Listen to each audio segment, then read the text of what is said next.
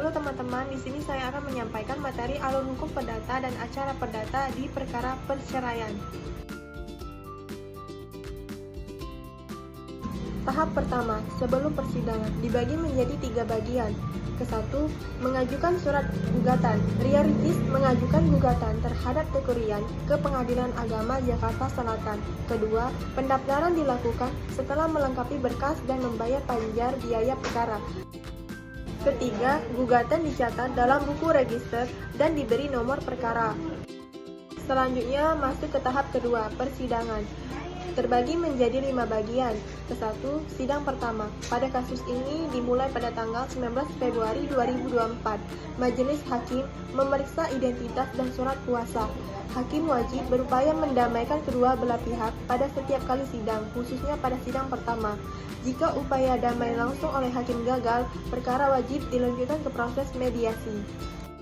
Kedua, proses jawab-menjawab. Pembacaan gugatan. Pihak Ria Ricis sebagai penggugat menyampaikan dan membacakan gugatannya. Jawaban. Pihak Teguh Rian sebagai tergugat menyampaikan jawaban atas terhadap gugatan tersebut. Replik dan duplik atau saling bantah. Replik, tanggapan penggugat Ria Ricis terhadap jawaban tergugat. Duplik, tanggapan tergugat Teguh Rian terhadap replik penggugat. Ketiga, putusan sela. Jika dalam proses jawab-menjawab muncul eksepsi, majelis hukum dapat menjatuhkan putusan sela sebelum masuk ke pemeriksaan pokok perkara. Keempat, pembuktian. Pihak penggugat mengajukan bukti-bukti seperti surat dan saksi. Pihak yang tergugat mengajukan bukti-bukti tanding. Dan terakhir, kesimpulan.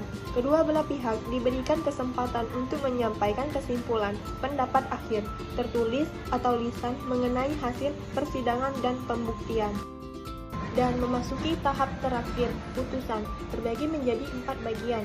Musyawarah majelis hakim. Musyawarah secara rahasia untuk merumuskan putusan. Kedua, pembacaan putusan majelis hakim.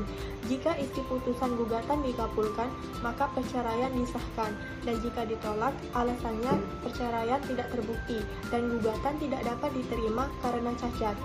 Pada kasus ini, majelis hakim mengabulkan gugatan Ria Ricis. Ketiga, upaya hukum. Pihak yang tidak puas dengan putusan dapat mengajukan upaya hukum banding dalam waktu 14 hari sejak putusan diucapkan. Dan yang terakhir, akta cerai. Setelah proses ikrar talak cerai, pengadilan mengeluarkan akta cerai yang menjadi bukti resmi putusnya perkawinan. Baik, itu saja materi yang saya sampaikan. Semoga bermanfaat untuk kita semua. Saya akhiri. Wassalamualaikum warahmatullahi wabarakatuh.